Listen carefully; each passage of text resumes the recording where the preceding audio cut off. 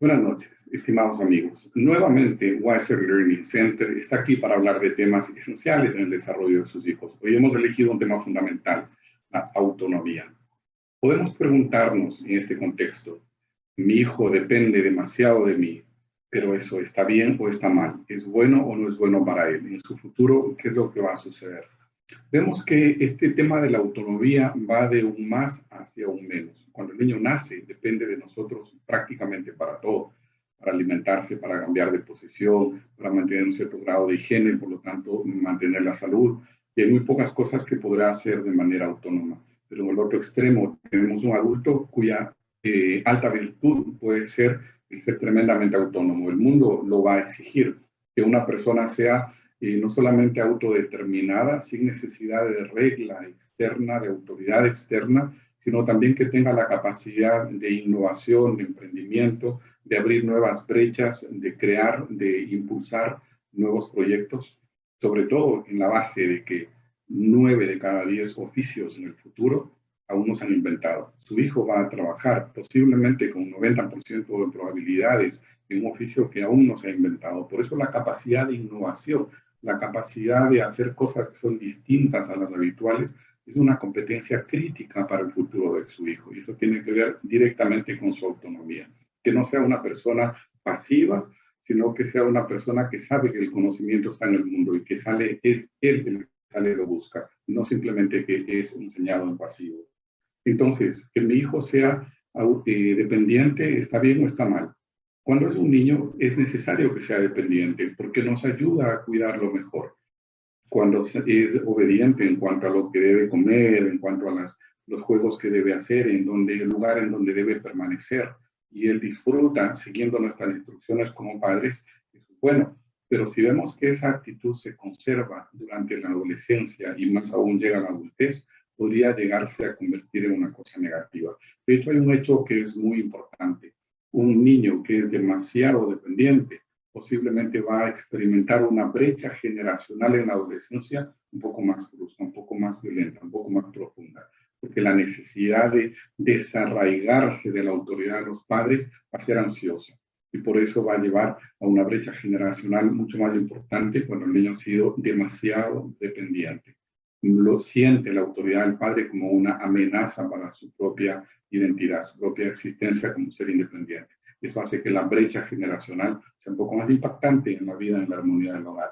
Es mejor prevenir. Vamos a un clásico. Jean Piaget habla de dos términos, autónomo y lo contrario, heterónomo. Hetero porque es múltiple la cantidad de inclinaciones que tiene la voluntad del niño en su edad de infancia, porque está básicamente orientado hacia la satisfacción de los deseos. Y los deseos son heterónomos, son muchísimos y a veces contradictorios.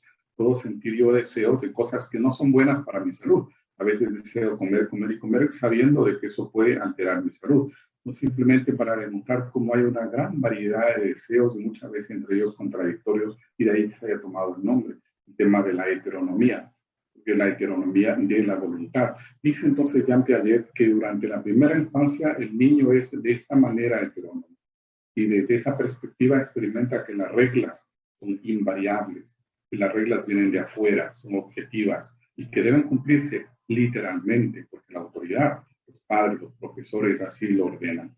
No caben excepciones, no caben discusiones. Las sanciones son expiatorias. Cuando el niño hace algo mal, necesita la sanción para poder recuperar su armonía psicológica. A esto le llamaremos expiación. El error es una falta, exige el castigo, requiere el castigo. Las cosas son blanco y negro y se necesita un culpable. Las circunstancias van a castigar al culpable y no existe la impunidad. En cambio, cuando el joven crece, a partir de la adolescencia posiblemente y de la adultez sobre todo, encontramos ya una voluntad que es autónoma, es decir, es regida por un principio y básicamente el principio de lo correcto. Se llamaría más precisamente del deber, la noción del deber. Hay muchas posibles formas de hacer las cosas, pero hay una sola que es la más correcta. Y encontrarla requiere discernimiento. El encontrarla exige el uso de la inteligencia, el uso de la claridad intelectual, mental.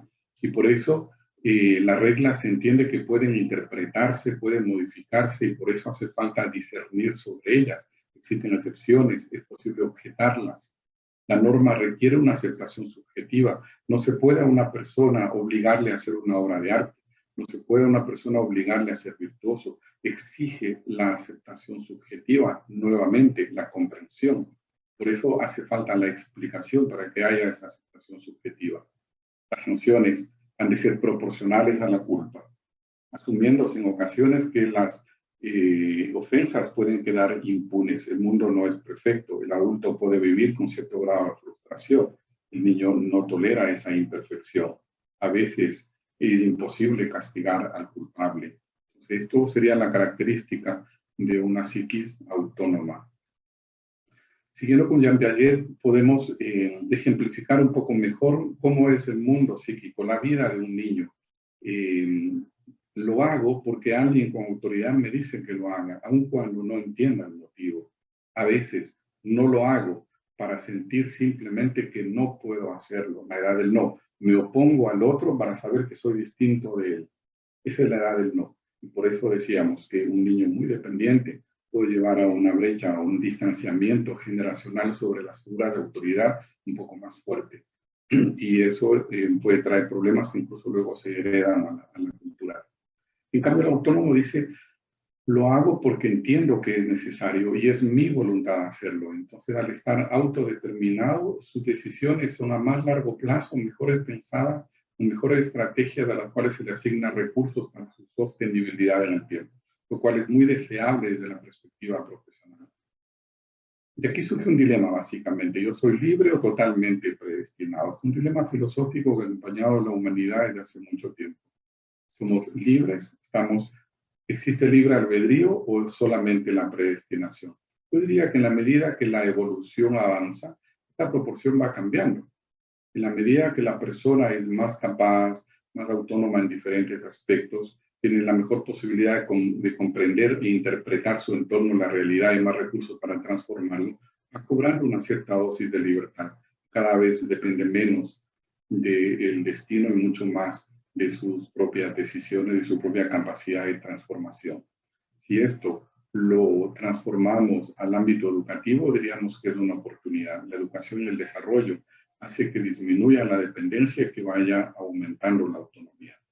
Una de las formas más claras de identificar que alguien es autónomo, una de las primeras formas como se manifiesta la autonomía en el ser humano, es el autoaprendizaje, que podríamos denominarlo autodidactismo, que significa simplemente eso, autoaprendizaje. Es básicamente quien se enseña a sí mismo. Quien es enseñado, voz pasiva, el conocimiento está en la sala de clase, el conocimiento está en la cabeza del profesor. Yo voy, me siento y espero que él me entregue su saber. Entonces yo en pasivo soy enseñado. Es una persona que no es autodidacta. El autodidacta entendió que el conocimiento está en la vida y que soy yo el que voy y lo tomo. Entonces el profesor se convierte en un acompañante, no es el protagonista del aprendizaje, sino que es simplemente alguien que sabe acompañar. Enseñar básicamente es acompañar. Autodidacta entonces es alguien que aprende sin profesores, tiene su propio plan de estudio, su propia motivación, sus propios recursos.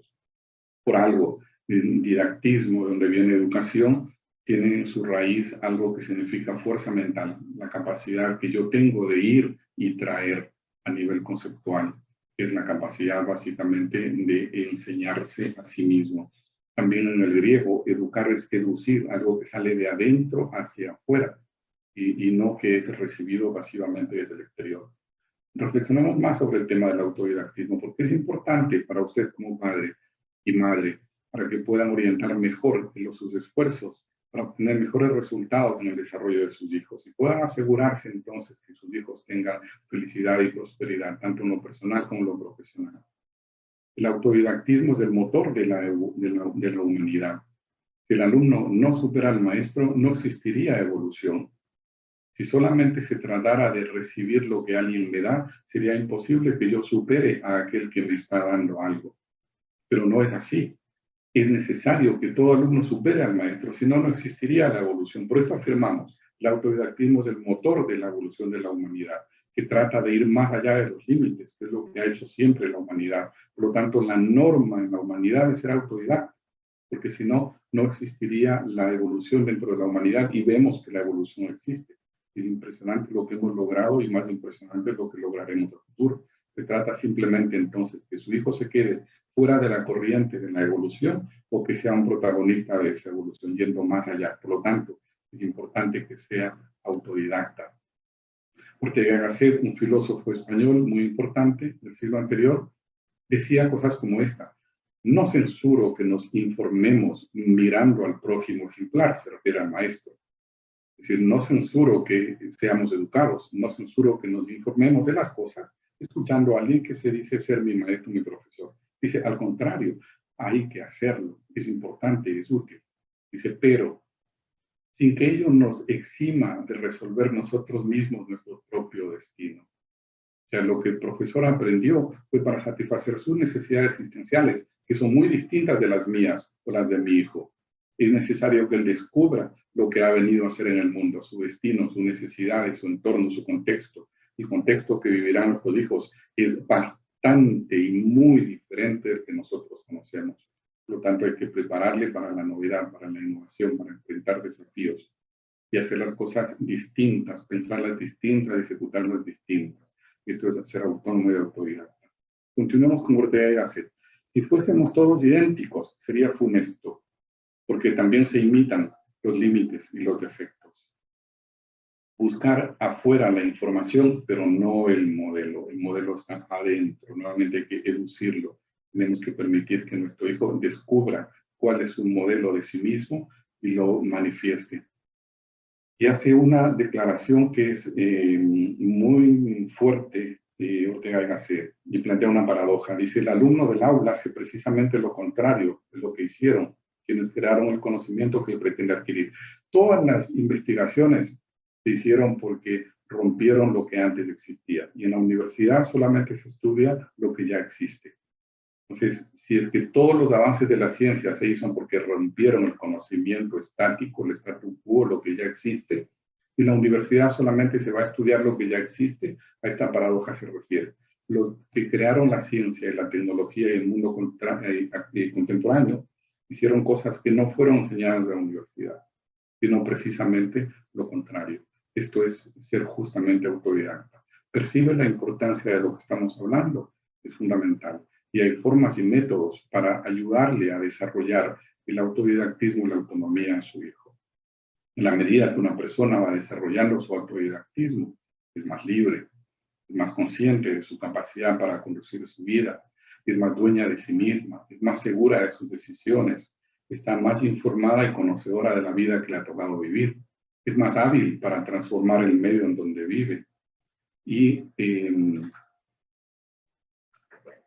redefine mejor su esfuerzo, ya que sabe que depende de eso para una verdadera capacidad de transformación. Y el esfuerzo entonces no es algo lamentable, el esfuerzo es una bendición. Sabe que algo, aunque tenga pocos resultados, pero le ha exigido mucho esfuerzo, le brindará grandes oportunidades de cambio. Se ha conseguido muchos resultados con poco esfuerzo, seguramente muy poco aprendió en el proceso. El esfuerzo es válido en sí mismo y no solamente es un mal necesario, se redefine su relación con el esfuerzo, que es importante. Por eso en el equipo de Weiser hemos aprendido muchas cosas de nuestra investigación, que ya va aproximándose a los 10 años, donde se han visto centenares de casos en diferentes países. Y hemos acompañado con éxito, contamos con la experiencia y los recursos necesarios para poder manifestar que hemos acompañado con éxito el proceso de desarrollo de la autonomía de los niños. Hemos aprendido a ayudar a que obtenga los mejores frutos de su propio esfuerzo. El niño es el protagonista de su propio desarrollo. Nuestro trabajo es motivarlo, inspirarlo, orientarlo. Evidenciar en todo momento cómo se desarrolla a pesar de no recibir clase. Apoyarle para que se adelante a sus compañeros en el colegio. Y mirar cómo él se pone sus propias metas en la medida que despierta al descubrimiento de sus propios intereses. En Weiser, los pedagogos no confunden el amor a enseñar con el amor a dictar clase.